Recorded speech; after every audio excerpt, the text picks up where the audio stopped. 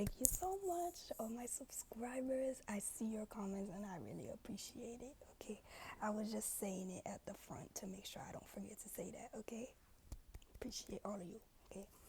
Okay, so today I was watching back, one of the videos. It's called Permission to Stop Overgiving, and it made me think of a similar, what's it called, like an offshoot concept of that.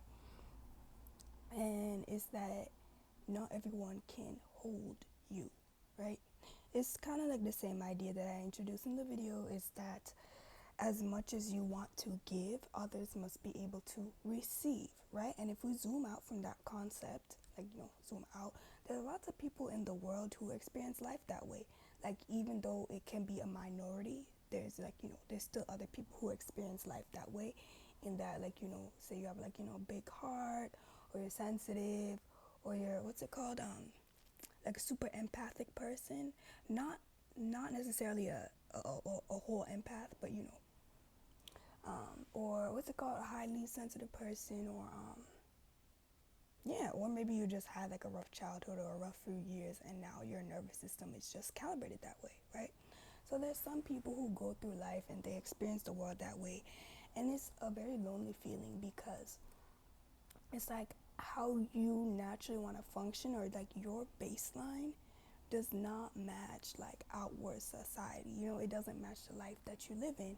And oftentimes I have to remind myself, like, okay, girly, this is how you function. This is not how other people function. You see what I'm saying? Or how I might think deeply on something, how I might watch a movie and then I'm talking for an hour about the characters, the concepts. I was gonna say plot elements, not the plot, but the character, the character arc, the emotional stuff, right? The way I watch a movie and come up with all these ideas, it's not the same. My friend, well, not my friend, but you know what I'm saying. Another person could watch the same movie and be like, it was good. And be literally be like, it was good. And I'll be like, what? How can you say that? Did you not notice XYZ? Did you not notice? And when she did this, I can't believe that. And then he said that, and he had the nerve to say that when 2 seconds ago, he was the person who did this. Like, you see? You see, like, for example, don't worry, it's not really a spoiler because it's the first episode, right? Like, for example, everybody watched that show, My Life with the Walter Boys, right?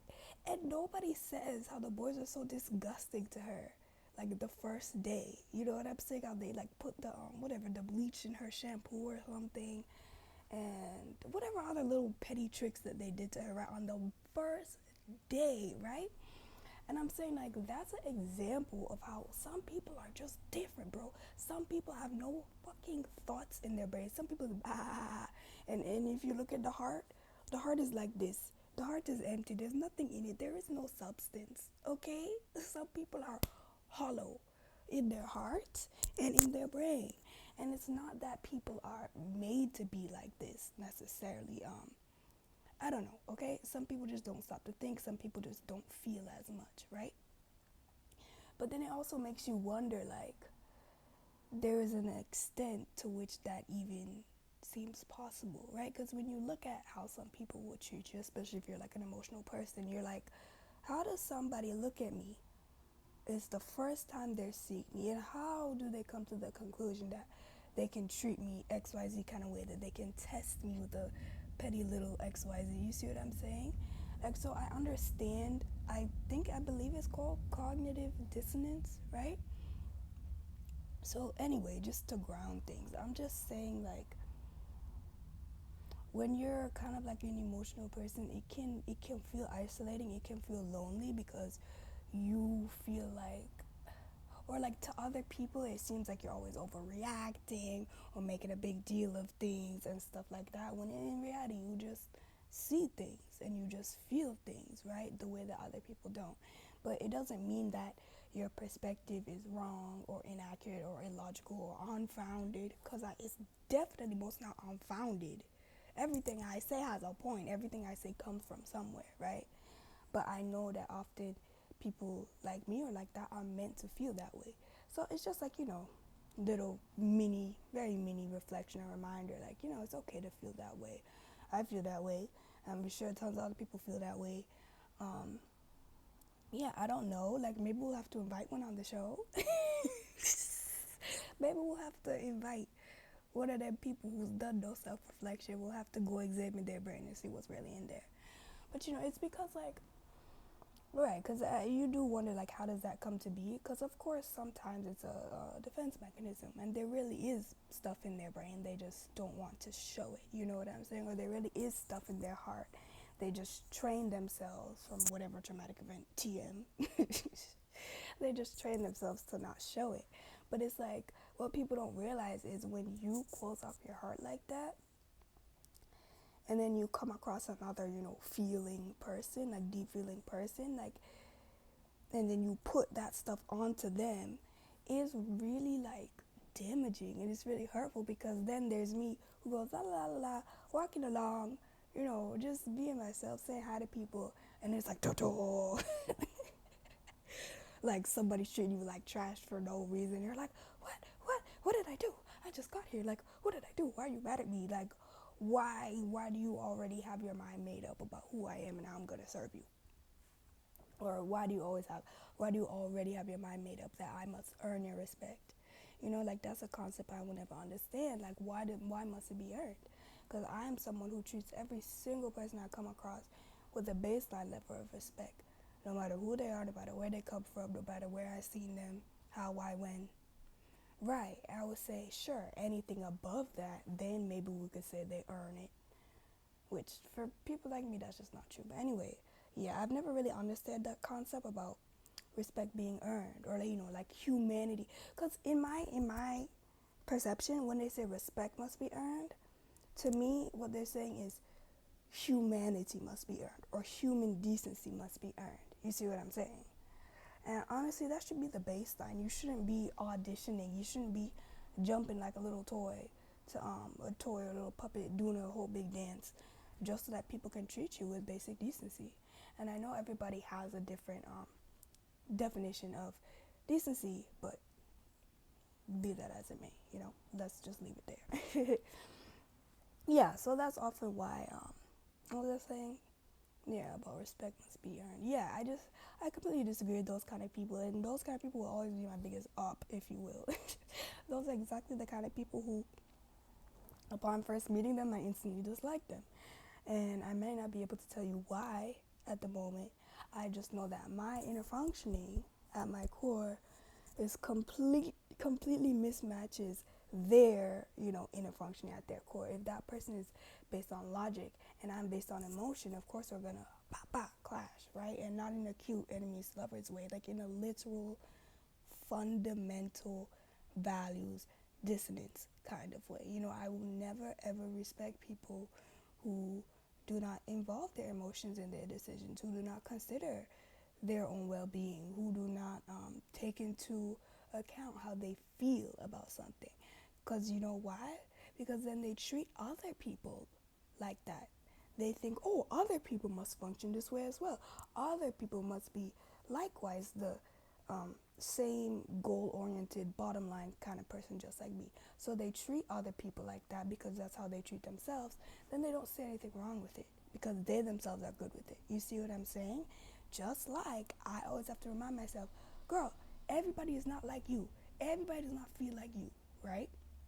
It's the same thing with these kind of like logic-based people who put their own personal compass onto other people, right? Those people as well need to remember that everybody is not like them. Everybody does not find power in logic and structure and order to the max, to the max, right? And that makes me think of, don't worry, just follow the thread, okay? Just follow the thread. So that makes me think of, there was this one black YouTuber. I don't remember anything else, but it was some kind of black self-improvement YouTuber. And he was saying how he needs to publish all these videos, right? And he had told himself yesterday that today he was going to publish some video, right? And he hadn't done it, and he had been putting it off. So he said, okay, well, I don't get no breakfast until I publish this video. And everybody's like, oh, yeah, man, I gotta do that. I gotta get on it. And I was just like, they were like, like, let's go. Yeah, lock in. And me, I was like, well, if you don't eat breakfast, then your mind can't work. Then you can't do the video. Then it's gonna take you 10 times longer to do the video than if you just drank the damn smoothie, Right. So for me, that logic is very counterintuitive. I understand why, but like feelings and emotions and how you are in your body must always be integrated. And of course, like I understand the guy's reasoning. Like you never want to be stuck in that loop of like, oh, I sit on the couch, oh, I sit on the couch, oh, I sit on the couch, and the video never gets published. You see, I understand the reasoning, but I'm saying people take it too far. And that like your health and well-being, like your feeling state, your emotional state always needs to be considered. I completely disagree with the guy how he said about no smoothie until this video is done. You see, like I said, even though I understand like the root of it, like the root of the logical thinking people, like it will always be the bane of my existence. It will always be the bane of my existence. Um, yeah, so I never like those people. I never will. I just, yeah. Yeah, and it's like those people who function on like logic only will never understand you, because then if you cry about something, right, like, or you have feelings about something, you're saying this is not fair, this is not within human capacity. Or if you say, or if you get physically upset because they gaslight you or manipulate you, whatever, um, then it's like, oh, why are you acting that way? Oh, you see what I'm saying? Yeah. So anyway, I think that's pretty much what I have to say on that. Yeah. So anyway, hopefully this is cohesive in some kind of way. It kind of devolved into a different topic there at the end, but you get it. So if you're like me, okay, if you're like a feelings person, you need to protect yourself, number one. Number two, you need to remember everybody is not like you, and that's okay. Take that into account in how you're treating people and when you meet people. Always remember, unfortunately, do not expect other people to treat you with the kindness, empathy, concern, consideration that you give to them, especially if it's like on the first meeting. Some people on the first meeting is gonna be like, bitch, jump for me, jump, do a dance, do a song and dance, so I can respect you, right? And whereas you on the first meeting might be like, I don't know, giving people your definition of human decency, right? And I understand also that other people, like, the ain't it people, you know, do benefit from you having like a higher human decency baseline. Do you get what I'm saying? Do you understand? I'm saying that if you have like, say, a high baseline for treating people, you're going to treat them kindness, respect, consideration, right? But they're going to treat you like, oh, you're a puppet. Do a dance. Do a little dance. Do a little song and dance. You get it? They're going to say, jump, how high? Like, So I'm saying that's what creates that complete like a mismatch or dissonance in expectations with how you with how you treat other people and how other people treat you. Make sense? Yeah. So anyway, I'm just trying to explain some of those mechanics and why they seem to be off. Also maybe why there's people you just don't like from the first 5 seconds. I'm not saying go around and being that person, say, oh, the vibes are off, I don't like this individual.